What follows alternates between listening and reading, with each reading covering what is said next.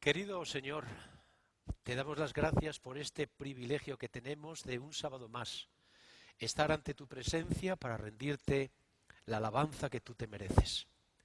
Queremos pedirte que tú nos abras la mente, el corazón, para que tú nos llenes de esa palabra que da vida, nos rejuvenezcas y nos ayudes, Señor, a mantener los ánimos, la esperanza y la fe que tenemos hoy.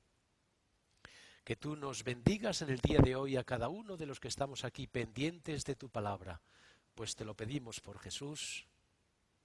Amén. Un cariñoso saludo para todos los que en este momento estáis pendientes de algo tan bonito y tan necesario como es la palabra de Dios. Deseamos que el Señor pueda bendecirnos a todos los que estamos aquí, también los que estáis ahí en vuestros hogares, que todos podamos salir satisfechos al saber que ese Dios grande y bueno está a nuestro lado para ayudarnos, para bendecirnos y para protegernos. Así que con este mensaje positivo de comienzo iniciamos nuestro sermón. ¿De qué vamos a hablar en esta mañana? Pues me gustaría hablar de un tema importantísimo. Me gustaría hablar del equilibrio. Me gustaría hablar de la importancia que tiene ser equilibrados. Equilibrados como personas y sobre todo equilibrados como creyentes. El texto que voy a utilizar y que nos va a servir para adentrarnos en este tema tan interesante se encuentra en el libro de Números, capítulo 9. Leo los versículos 15 y 16. La palabra de Dios dice así. Libro de Números, capítulo 9, versículo 15 y 16. El día que el tabernáculo se estableció, la nube cubrió el tabernáculo sobre la tienda del testimonio. Y a la tarde había sobre el tabernáculo como una apariencia de fuego hasta la mañana. Así era continuamente. La nube lo cubría de día y de noche la apariencia de fuego. ¿Tú sabías que el texto que acabamos de leer tiene una importancia capital? ¿Y por qué es un texto tan importante? Por dos motivos. El primer motivo es porque se pasa de una teología teórica a una teología práctica. Y el segundo motivo es por la lección que se encierra en ese texto. Es una lección tan importante, tan necesaria, que haríamos muy bien en retenerlo, sobre todo en los tiempos difíciles que nos ha tocado vivir. Muy bien, adentrémonos y comencemos por el principio. ¿Tú has pensado alguna vez cuáles fueron las últimas palabras que Dios dirigió a Adán y Eva cuando tuvieron que salir del Edén? Yo te repito la pregunta. ¿Tú has pensado alguna vez cuáles fueron las últimas palabras que Dios dirigió a Adán y a Eva cuando tuvieron que salir del Edén? Porque las últimas palabras son importantes, porque muestran la mayor preocupación de Dios. Reconstruyamos los hechos, reconstruyamos la escena. En algún momento Dios le dijo a Adán y a Eva, tenéis que marcharos del Edén. Y yo me imagino que Adán y Eva preguntaron ¿por qué? ¿Y por qué, Señor? Y el Señor les dijo, por lo que habéis hecho. Os dije, no comáis del fruto y comisteis, por eso tenéis que marcharos. Así que Adán y Eva lo que hicieron después que fue pedir perdón, Señor, perdónanos. Y el Señor les dijo, os perdono. Y Adán y Eva respiraron, como satisfechos. Y entonces volvieron a preguntar, Señor, ¿entonces podemos quedarnos? Y el Señor le dijo, no. Y Adán y Eva pidieron, rogaron y suplicaron una segunda oportunidad. Y el Señor les dijo, lo siento de verdad, pero no os puedo dar una segunda oportunidad. Querido amigo, querida amiga, no debe ser fácil entender que a veces el perdón y el castigo van juntos. No debe ser fácil entender que a veces El perdón y las consecuencias de nuestros errores van juntos. Y aquellos momentos debieron ser tan delicados, porque abandonar el hogar o el Edén no era simplemente abandonar el hogar. En el momento que ellos saliesen del Edén, nunca más podrían volver a ver a su hacedor.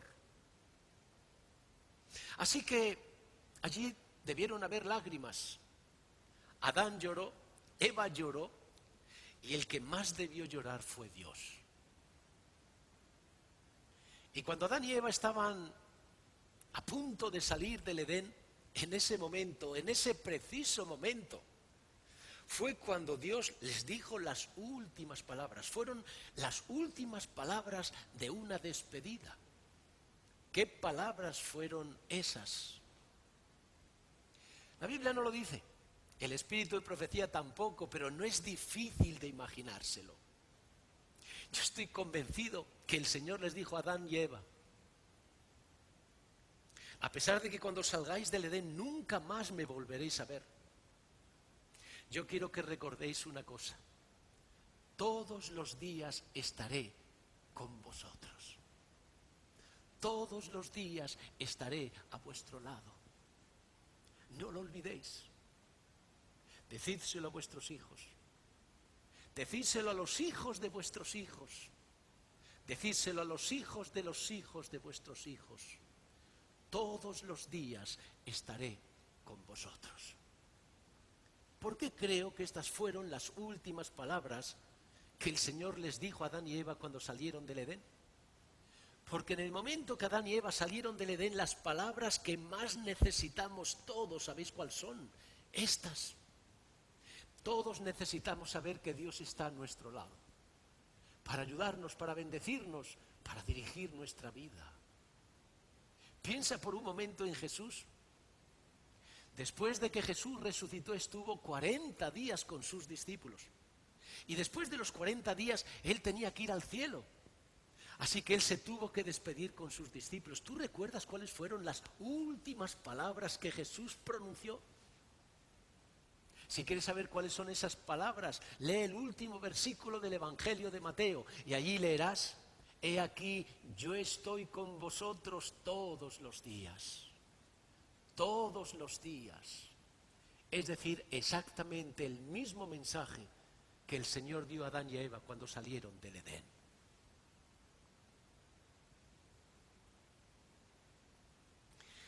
Ahora fíjate en lo siguiente. Cuando nosotros vamos al libro del Génesis, al primer libro de la Escritura, ¿con qué nos encontramos? Con lo que en teología se llaman las teofanías. ¿Y qué es eso de una teofanía? Es el esfuerzo de Dios para mostrarnos que está aquí, a nuestro lado, con nosotros. Por eso en el libro del Génesis se aparecen tantas veces los ángeles. Por eso en el libro del Génesis se aparece tantas veces el ángel de Jehová. Porque Dios intenta mostrarnos que a pesar de que no le veamos, Él está con nosotros cada día a nuestro lado. ¿Cómo Dios se muestra a sus hijos en el santuario?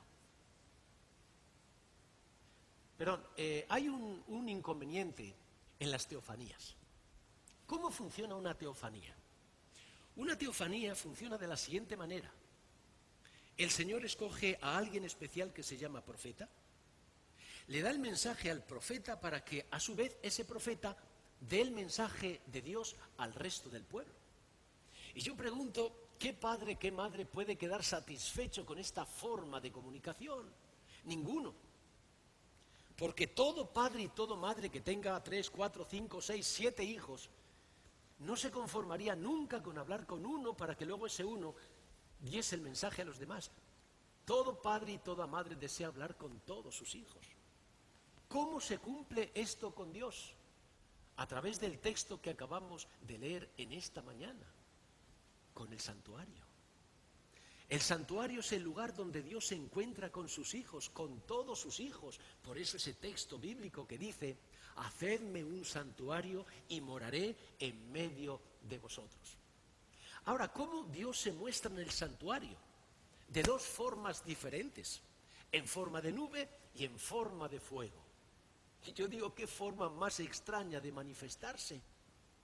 ¿Por qué Dios no se manifestó en forma humana? Sería más natural. Porque la nube genera misterio.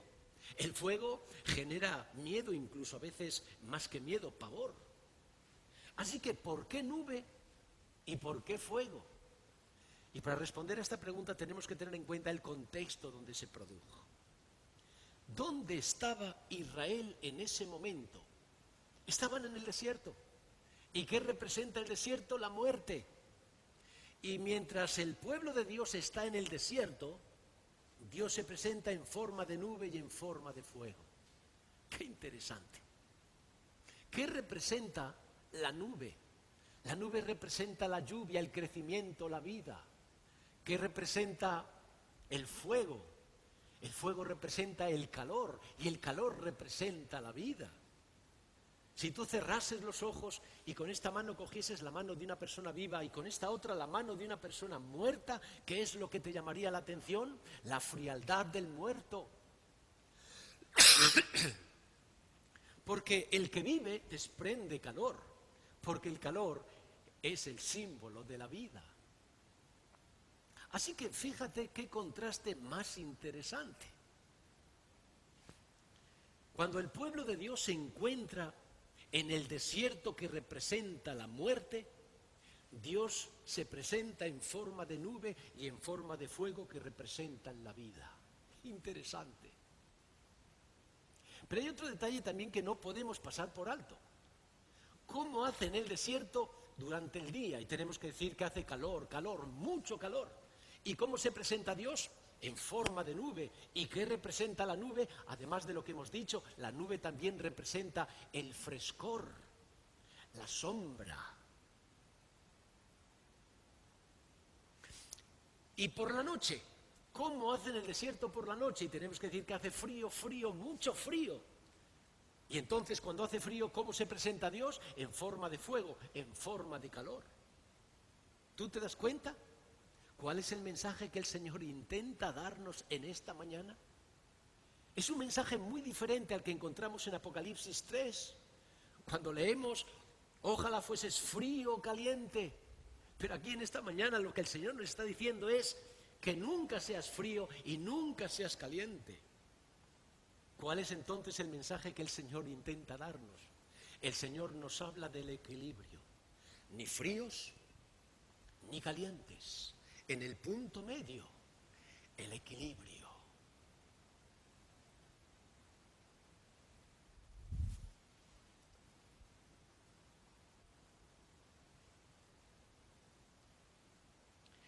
Hablemos del problema del hombre. Cuando entró el pecado en este mundo, uno de los efectos que produjo en el ser humano, ¿sabéis cuál fue? Que lo desequilibró. Y a partir de entonces, ¿sabéis lo que nos pasa a todos? Que nos movemos en los extremos. O nos pasamos o nos quedamos cortos. ¿Sabes que en el mundo religioso nos ocurre lo mismo? O pecamos por exceso o pecamos por defecto. O somos excesivamente calurosos o excesivamente fríos. O somos excesivamente flexibles o excesivamente rígidos. O cerramos la manga para que no entre nada ni nadie, o la abrimos para que entre todo. Este es el gran problema que tenemos hoy. Y este problema es más serio de lo que parece. Porque yo te voy a preguntar, ¿dónde está el santuario hoy? ¿Dónde Dios se manifiesta a los seres humanos? ¿Dónde? Y si tú respondes en la iglesia, te vas a encontrar con una sorpresa. Haz la siguiente experiencia. Cuando estés con un amigo, con una amiga, ¿tú quieres conocer a mi Dios? Verás que te va a decir que sí. Y tráele a la iglesia. Y desde el momento en que entre por esa puerta de ahí atrás, va a mirar por todos los sitios y no viendo a Dios te va a preguntar, ¿dónde está tu Dios? Porque ten en cuenta una cosa, es verdad que Dios está en la iglesia, pero para ver a Dios en la iglesia se necesitan los ojos de la fe. ¿Sabes que en el desierto no se necesitaba la fe para ver a Dios? Cuando un israelita invitaba a una persona de un pueblo de alrededor, Ya desde la lejanía, si era de día, había una enorme nube, y si era de noche había una enorme columna de fuego. Y el visitante decía, ese es tu Dios, y el israelita decía, ese es mi Dios. Así que yo vuelvo a hacer la pregunta, ¿dónde está el santuario hoy? Y la respuesta es que el santuario eres tú y soy yo. ¿Cómo se muestra hoy Dios a las gentes? Por medio de los creyentes. Por eso es tan importante ser equilibrado. Porque el equilibrio es una luz que brilla, que impresiona y que causa admiración. En un mundo desajustado, donde la gente pierde el control por todos los sitios, donde la gente dice improperios, donde la gente no sabe comportarse, qué importante es tener equilibrio. Porque recuérdalo bien, el equilibrio es una luz que brilla, que impresiona y que causa admiración. Y en esta mañana me gustaría hablar de 3 áreas donde deberíamos ser equilibrados. ¿Cuáles son esas 3 áreas? Primera área, el conocimiento. Segundo área, la vida. Y tercera área, la espera. Comentemos cada una de estas áreas por separado. Hablemos del conocimiento. El conocimiento se mueve en 2 dimensiones diferentes. Aprender y enseñar. ¿Qué podemos decir de aprender? Que aprender es bueno, que aprender es necesario, pero que no es suficiente. Hay un elemento que a veces se nos escapa y que es importantísimo, y es que cuando aprendemos deberíamos aprender bien. ¿Cuánta gente hay que aprende y tiene la cabeza así de conocimiento? El problema es que todo lo que aprende está mal. Yo te pregunto, ¿qué es mejor? ¿No saber nada de nada? ¿O saber mucho, pero saberlo mal? Y yo sé que tú sabes cuál es la respuesta adecuada. Por eso tú entenderás por qué Jesús, cuando escogió a los 12 discípulos, no escogió a 12 personas formadas, sino a 12 personas sencillas, sin preparación. Porque es mucho más difícil enseñar a alguien que sabe mal que enseñarle a alguien que no sabe nada. ¿Y cómo se aprende bien? Con la mente abierta. Me encanta ese texto de Pablo cuando dice examinadlo todo y retener lo bueno. ¿Cómo aprendía Jesús cuando era niño? Preguntando, mente abierta. ¿Cómo aprendiste tú en los primeros pasos en la iglesia? ¿Tú te acuerdas cómo aprendías? Tú eras una esponja. Lo aprendías todo, de todo. Mente abierta. ¿Cuál es el gran inconveniente de la mente cerrada? Que uno aprende mal. ¿Y sabes por qué aprende mal? Porque los prejuicios eliminan tantos datos que finalmente cuando tú tienes que tomar la decisión sobre algo con pocos datos, tú corres el riesgo de siempre equivocarte. Por eso, qué importante es aprender con equilibrio. Bueno, pasa el tiempo y llega la segunda fase, que es cuando nosotros tenemos que enseñar. Con el tiempo nos convertimos todos en expertos. Con el tiempo aprendemos y tenemos nuestra propia opinión. Y cuando uno tiene la opinión sobre las cosas es cuando uno está capacitado para enseñar. Y cuando un creyente se pone a enseñar, ¿qué debería tener en cuenta? Una cualidad importantísima, se llama prudencia. Una recomendación: cuando hables, en lugar de utilizar afirmaciones taxativas como esto es así, es mucho mejor que digas yo lo veo de esta manera, creo que es esto así.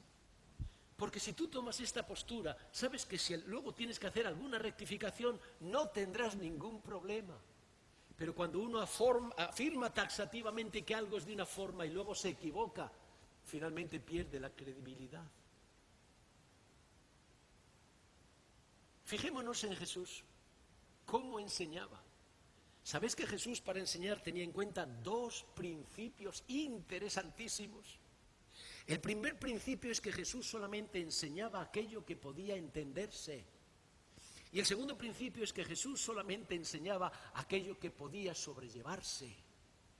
¿Recordáis aquel pasaje de la Escritura donde Jesús, hablando con los discípulos, les dice: tengo muchas cosas que contaros. El problema es que no puedo decíroslas ahora porque no las podéis sobrellevar. Qué interesante cómo Jesús aplicaba estos dos principios en la enseñanza. ¿Cómo enseñamos nosotros? ¿Sabéis que nosotros solamente empleamos un principio? ¿Y cuál es ese principio? Enseñamos aquello que sabemos. Y si lo que nosotros sabemos hace daño, pues lo siento, que se aguante. Y si lo que nosotros enseñamos no es oportuno, pues no me he dado cuenta. Y si lo que nosotros enseñamos está equivocado, pues pensaba que estaba bien. Es decir, ¿tú te das cuenta cuál es nuestro sistema de enseñanza? Siempre con justificaciones porque está lleno de errores. No hay principios válidos, sino que lo dejamos al azar, a la reacción, a lo espontáneo. Por eso siempre tenemos que corregir muchas cosas. Hablemos del segundo área donde deberíamos ser equilibrados, la vida. ¿Y qué es la vida? Si tuviésemos que resumirla en unas pocas palabras, tendríamos que decir que la vida es la relación con los demás. Y en la relación con los demás hay dos notas importantísimas: hablar y callar. ¿Tú te das cuenta del gran desafío que supone estas dos cosas para todos nosotros? Porque ¿sabéis lo que nos ocurre? Que todo tenemos la tendencia a hacerlas al revés. Solemos hablar cuando deberíamos callar y solemos callar cuando deberíamos hablar. Piensa, por ejemplo, en Jesús. Cuando aquel jueves por la noche estaba delante del Sanedrín y muchos miembros de aquel Sanedrín preguntaban a Jesús: y esto, y esto, y esto, y esto. Si tú hubieses sido un observador de aquel momento, ¿qué es lo que tú hubieras esperado de Jesús? Que Jesús hubiese respondido todas las preguntas que le hacían. ¿Y por qué querrías que Jesús respondiese? Porque desearías que todos quedasen con la boca abierta. La pregunta es: ¿por qué el texto bíblico dice que cuando a Jesús le preguntaban en aquel consejo, aquella noche, aquel jueves por la noche, ¿por qué el texto dice que Jesús guardaba silencio? Porque Jesús, a la hora de hablar, tenía en cuenta un principio importantísimo. Lo que importa no es lo que tú dices, lo que importa es lo que el otro quiere escuchar. Y me gustaría comentarte una experiencia que yo viví. Estaba de pastor en Zaragoza. Y en un momento determinado en la iglesia vino un hermano y me dijo: pastor, quiero hablar con usted. Yo: claro, pues nos sentamos y me comentas. Me dijo: pastor, quiero decirle que he hablado con su vecino. Le he dado testimonio de todo. Le he hablado de la bestia, le he hablado de la imagen de la bestia, le he hablado de la marca de la bestia, le he hablado de todo. Es decir, usted esté tranquilo, porque delante de Dios Él es responsable de responder con un sí o con un no.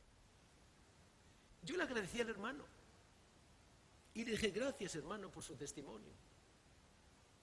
Pasaron 2 o 3 días y yendo por la ciudad me encontré con el vecino. La curiosidad me picó. Así que me puse a hablar con el vecino, hablamos de algunas cosas de la casa, en fin, algunas cosas así sin importancia. Pero como él no me decía nada, yo entonces pregunté. Y yo le dije: vecino, sé que un miembro de mi iglesia estuvo hablando el otro día con usted. ¿Qué tal fue? Y cuando yo le pregunté al vecino esta pregunta, el rostro cambió y me dijo: pastor, este hermano de iglesia suyo no se encuentra bien, ¿verdad? Y yo dije: ¿y por qué dices eso? Bueno, es que me empezó a hablar de unas cosas rarísimas, de monstruos, de bestias. Es que yo no entendí nada. Estuvimos un montón de tiempo que yo por educación le brindé y le escuché, pero no me enteré de nada. Pero unas cosas rarísimas. Yo intenté justificar al hermano diciendo, bueno, tú ya sabes que a veces la pasión, nos despedimos y me quedé solo. Cuando me quedé solo, yo hablando con el Señor, le decía, Señor, tú nos tienes que ayudar a gestionar la sabiduría. Tú nos tienes que ayudar a gestionar los principios como lo hacía Jesús. Tú nos tienes que convencer que lo que importa no es lo que yo diga, sino lo que la otra persona se lleve. Porque fijaos la experiencia, el hermano estaba convencido que le había explicado todo y que todo estaba clarísimo para ese vecino mío. Y resulta que el vecino mío no se había enterado ni una sola palabra. Cuando Jesús estaba delante de las gentes, antes de responder, él miraba su cabeza y su corazón. Cuando la cabeza y el corazón estaban cerrados, Jesús no respondía. Cuando la mente estaba abierta y el corazón estaba abierto, entonces Jesús sí que respondía a las preguntas.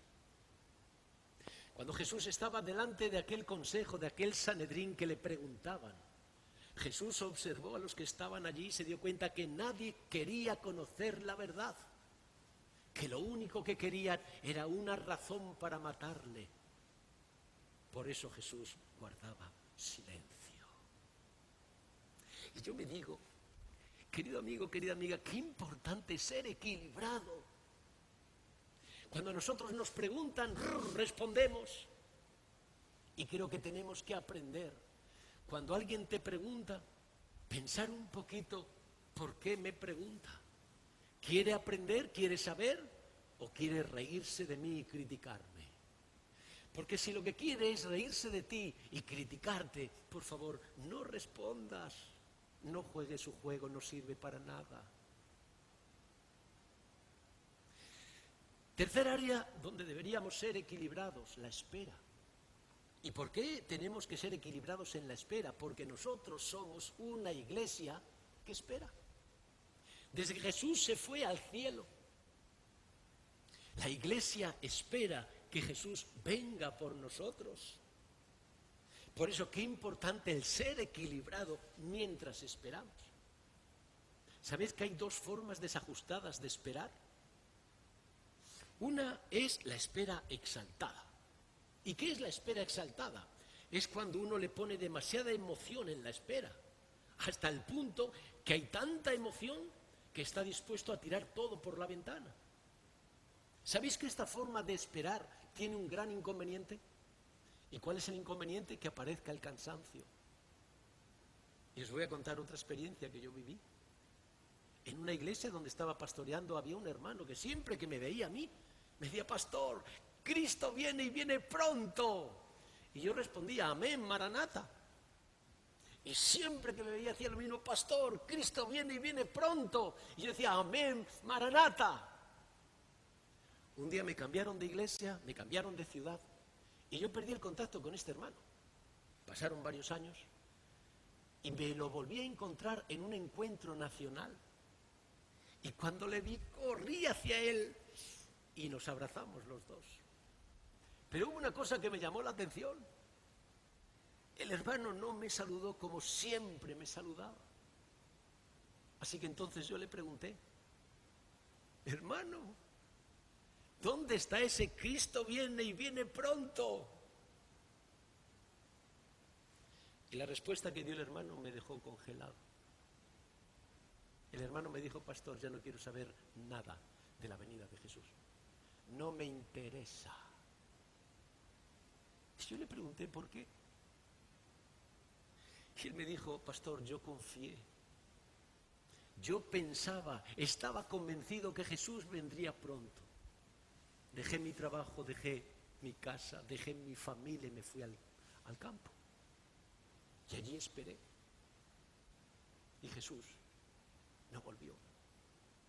Así que después de aquella experiencia dije, se acabó. No quiero oír más lo de que Jesús viene. Querido amigo y amiga, la espera exaltada tiene un gran inconveniente. Produce cansancio. La otra forma desajustada de esperar es lo que se llama la espera fría. Y la espera fría también tiene otro inconveniente, y es que terminamos olvidando que esperamos. ¿Sabéis que en la iglesia nosotros tenemos personas que esperan de esta forma, con la espera fría? ¿Cuál es su planteamiento? Su planteamiento es el siguiente: ¿a quién le toca fijar los tiempos y las sazones para la venida de Jesús? Y yo ante esa pregunta respondo: a Dios y solo a Dios. Y los hermanos me responden: pues si le toca a Dios y solo a Dios fijar los tiempos y las sazones de cuándo tiene que venir Jesús, no nos metamos nosotros, que venga cuando tenga que venir y ya está. Si te das cuenta, esta es una espera sin emociones. Es una espera fría, tan fría que finalmente uno se termina olvidando de que vive esperando. Y cuando una iglesia como la nuestra deja de esperar, finalmente pierde todo su sentido. La pregunta es: ¿cómo deberíamos esperar entonces? Esperar con equilibrio. ¿Sabes que hay una parábola donde el Señor nos muestra cómo deberíamos esperar? ¿Qué parábola es esa? La parábola del hijo pródigo, donde aquel padre esperaba a su hijo. Y es curioso porque aquel padre representa a Dios. Luego esa parábola intenta darnos una lección a nosotros que esperamos a su hijo. Si te fijas bien en esa parábola, aquel padre no salió de casa y dijo: no vuelvo a casa hasta que no encuentre a mi hijo, me lo traiga conmigo. No, ahí no se dice eso. Y tampoco en la parábola ese padre dijo: oye, se fue de casa, que venga cuando quiera. Tampoco. ¿Qué es lo que nos dice la Escritura? Que aquel padre cada día salía de su casa, recorría un trayecto, subía a lo alto de una loma, de una montaña pequeña, y ahí se ponía a observar y a esperar. Y viendo que su hijo no llegaba, ¿qué hacía? Bajaba la loma, recorría el trayecto, el camino, entraba a su casa hasta el día siguiente. Y así hacía cada día, hasta que un día el hijo llegó y aquel padre corrió y lo abrazó. Así es como deberíamos esperar, la espera equilibrada, sin demasiadas emociones, pero sin tan pequeñas emociones que finalmente no cuenta para nosotros la espera.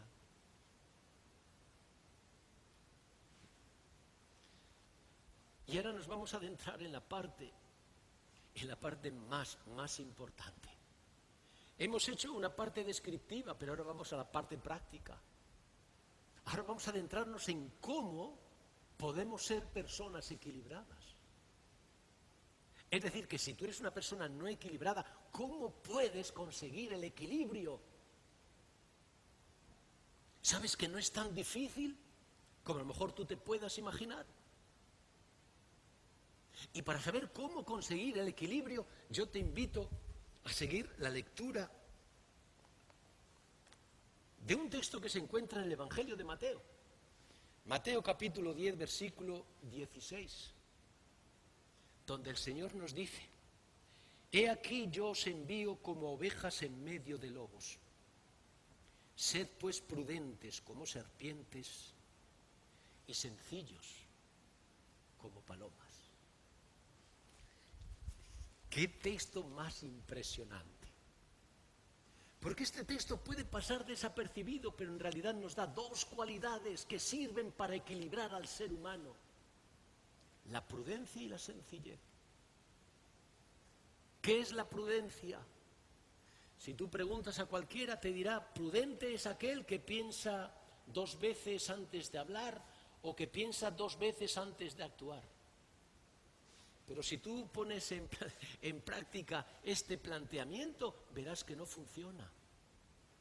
Porque está más que demostrado que lo que tú piensas y que lo que tú haces, lo que tú hablas y lo que tú haces depende de lo que tú piensas. ¿Qué es entonces la prudencia? No es pensar dos veces antes de hablar o pensar dos veces antes de actuar. La prudencia es pensar dos veces lo que tienes que pensar. ¿Y qué es lo que tenemos que pensar? Pablo nos lo dice muy claramente. todo lo bueno, todo lo justo, todo lo que es de buen nombre, en esto pensad. Es decir, la invitación que tenemos en la Escritura es que debemos pensar siempre bien. Pero ¿sabes por qué? Porque los buenos pensamientos equilibran al ser humano. Mientras que cuando uno piensa mal, los malos pensamientos desajustan la personalidad. La segunda cualidad es la sencillez. ¿Qué es la sencillez? Es cuando uno se da cuenta de lo que es. Cuando uno recuerda lo que es. ¿Y qué somos nosotros? ¿Sabéis que hay quien dice que lo que tú sabes y lo que tú tienes definen lo que tú eres? Y yo te digo, yo no estoy de acuerdo en absoluto. Porque lo que tú sabes y lo que tú tienes es circunstancial. Lo tienes hoy, pero mañana lo puedes perder. La vida está llena de ejemplos de gente multimillonaria que murió arruinada. La vida está llena de ejemplos de gente que tenía una cabeza así de grande por su intelectualidad. ¿Pero qué ocurrió? Que una enfermedad o un accidente le hizo perder la cabecita. ¿Qué es lo que tú eres? Lo que tú eres no es lo que tú sabes, ni tampoco es lo que tú tienes. Eso, repito, eso es circunstancial. Hoy lo tienes, pero mañana lo puedes dejar de tener. ¿Qué es en realidad lo que tú eres? La única fuente que me responde a esta pregunta está aquí, donde en cientos de lugares me dice que tú eres un pecador, que necesitas la misericordia de Dios. Amigo mío, cuando uno es capaz de recordar esto, que yo soy un pecador que necesita la misericordia de Dios, ¿sabes? Este pensamiento lo que hace, equilibra al ser humano. Así que ya ves, la prudencia y la sencillez son las dos características que necesitamos llevar a la práctica para ser personas equilibradas. Y yo termino. Me gustaría terminar comentando algo importantísimo. Cuando la Escritura habla de la iglesia del tiempo del fin, la identifica con una parábola muy conocida por todos, que es la parábola de las 10 vírgenes. ¿Sabes lo que yo intento resaltar en este momento? Que esa parábola define muy bien el perfil de todas aquellas vírgenes. La parábola dice que 5 eran prudentes, equilibradas, mientras que las otras 5 no eran prudentes, no eran equilibradas. Yo te pregunto, ¿qué vírgenes fueron las que entraron en la fiesta de bodas? Las prudentes. ¿Tú te das cuenta de lo que el Señor intenta decirnos? Que hay una relación muy estrecha entre la prudencia o el equilibrio y la salvación. ¿Y por qué? Porque la gente equilibrada llega hasta el final, mientras que la gente que no es equilibrada o se cansa o se enfría.